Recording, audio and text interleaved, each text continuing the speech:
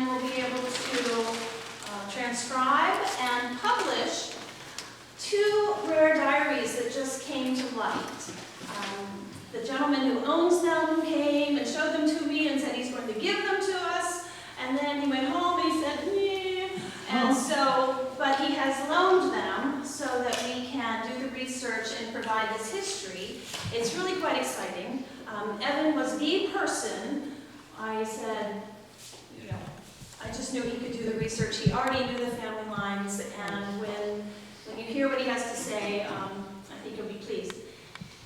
And you can introduce your band. Sure. Okay, so it's all coming together. It's all very special. Thank you. Thank you. Thank you, Penny. I've been volunteering here now, not very long, just a couple months, but I've been doing local history for a few years. And it's inescapable if you're doing local history, this figure, this guy over here. Take a minute if you get a chance and look at this display. The journal that's in the case on the end of the table here is Musical Million. This was like the Rolling Stone magazine of the 19th century. No kidding. And Keiffer, the guy who's pictured here, is considered a grandfather of all of the Southern music traditions.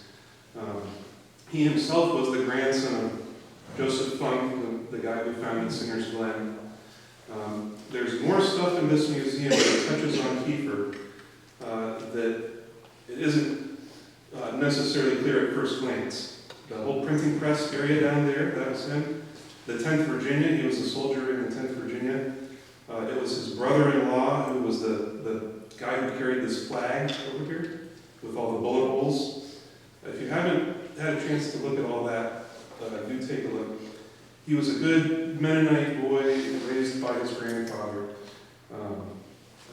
Penny's giving me 20 minutes. I could talk for hours about this.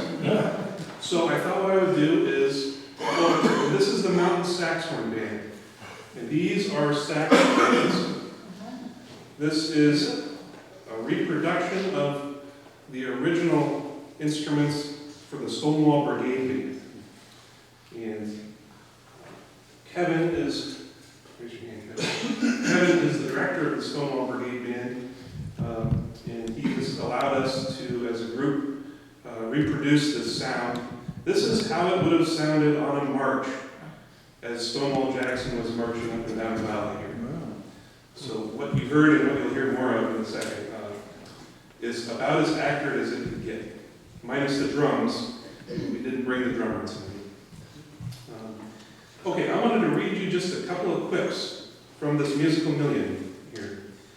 And this comes from 1890. And these are the words of Aldine Keiffer. How well I remember the fateful 19th of April, 1861. Belonging as I did to a company of Virginia State troops, I was suddenly summoned to join the 10th Regiment at Harrisonburg. How proudly we stood in our regimentals that April day, and beneath flying banners bade friends and home goodbye, and marched away to the music of Eshman's cornet band. How sweetly the strains of Bonnie Blue Flag sounded upon our ears. How proudly Virginia Marseillaise, which we just heard, floated to the breezes. And how hopes burned like stars, sublime in our souls. It was to be a 3 months holiday. The sheen of bayonets, the glitter of brass epaulets, the trappings of chargers. Oh, what glory! But glory is the dream of fools, as dead millions will testify to in the great hereafter.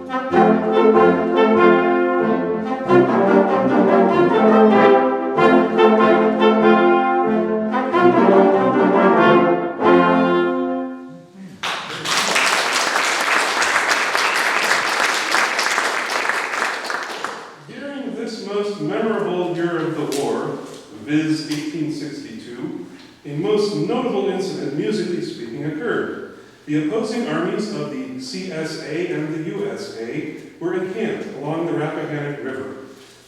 The USA on the north bank and the CSA on the south. A great battle was pending, but the incident I desire to relate was a purely musical one, and one which proves the power of music over the hearts, brains, and souls of men, inured even to the hardships of war. One of the bandmasters of our old division conceived the happy idea of giving the Yankees a serenade, not with shot and shell, but by blowing them up with brass horns.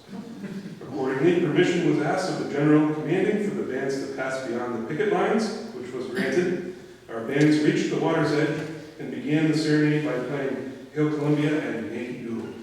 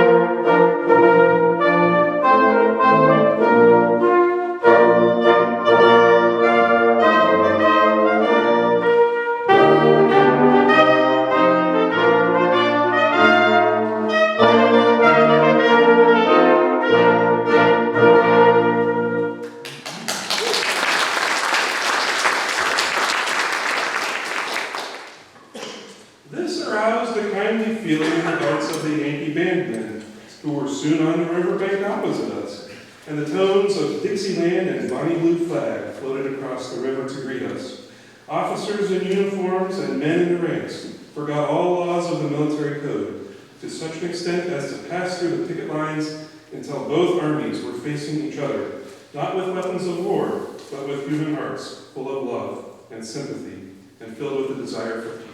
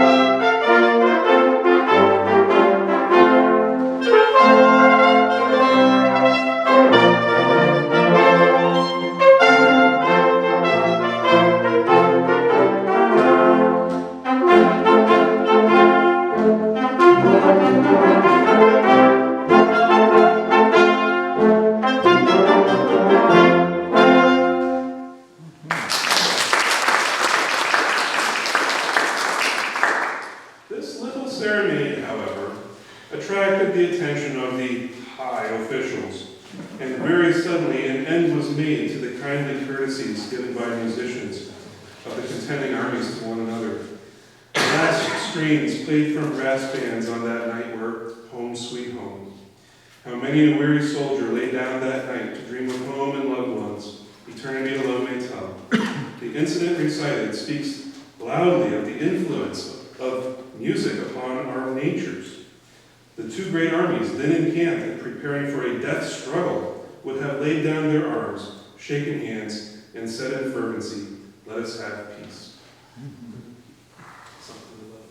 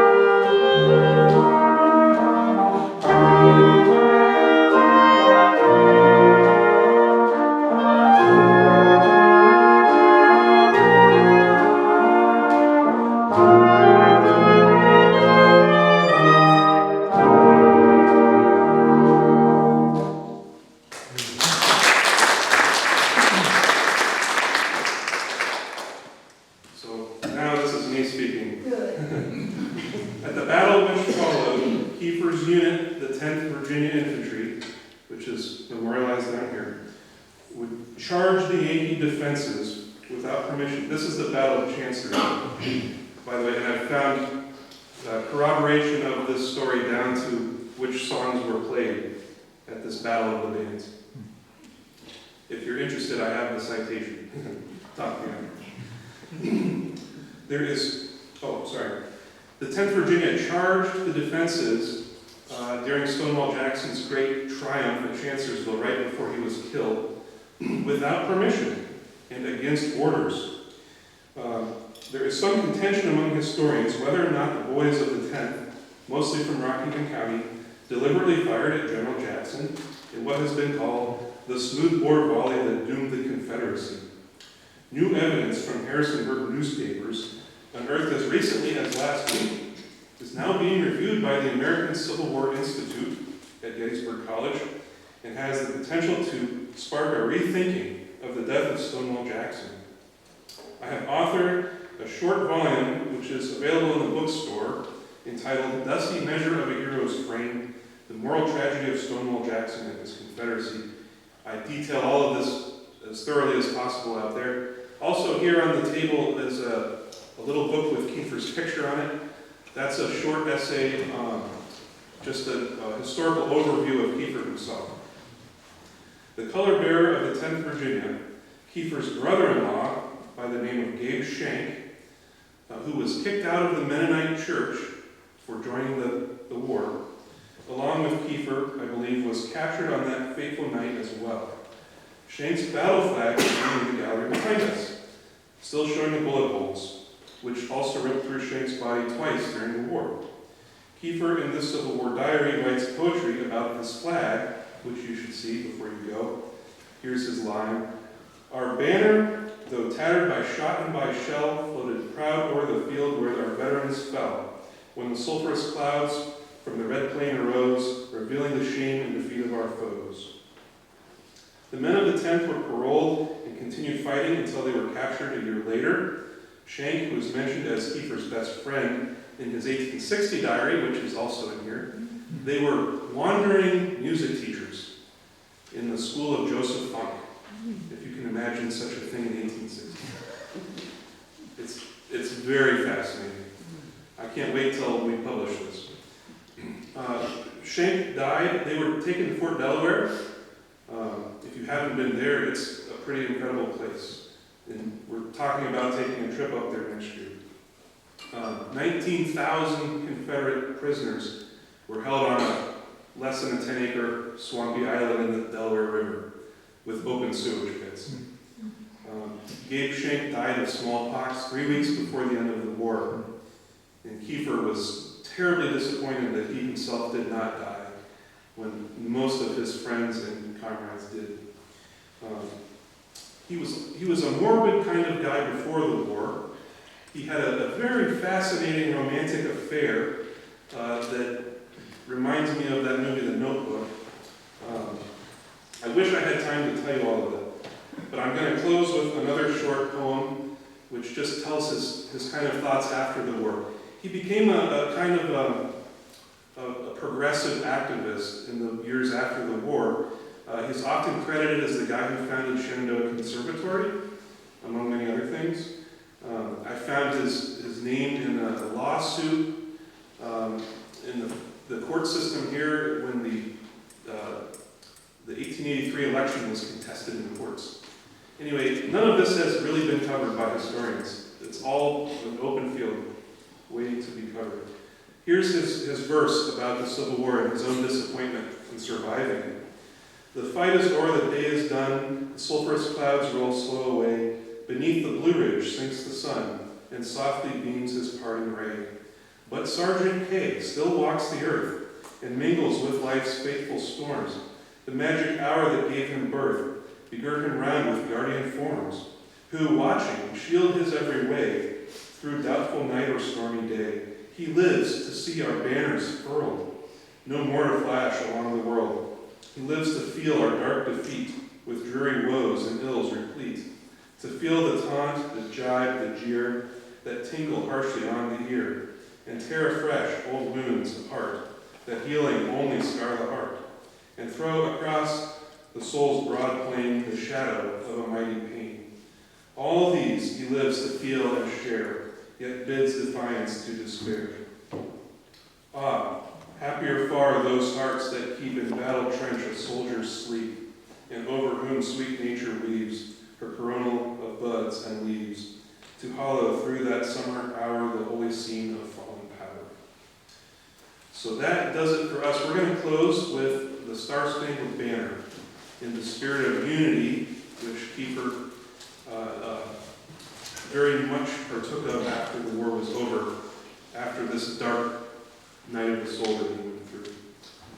This is not the high school football version of Star-Spangled Banner. This is what would have been in the Civil War era, I think so.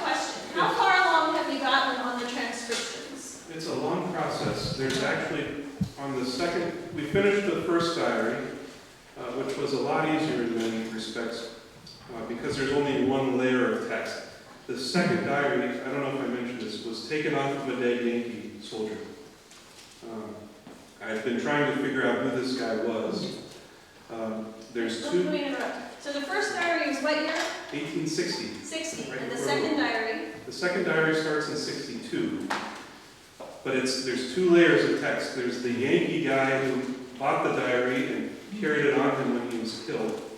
And then there's Keiffer's reuse of this paper, which was hard to get a hold of in 1862.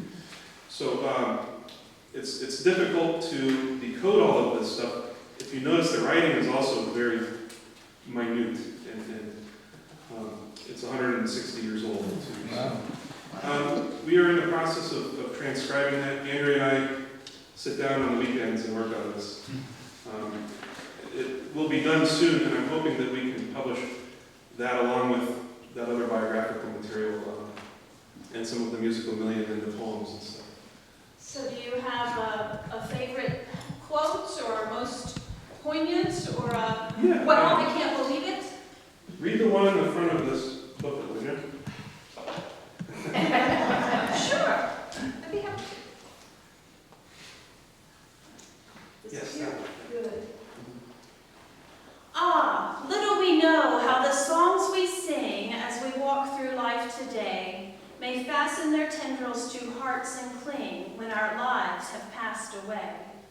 And bind with the golden links of love some weary heart to the courts above.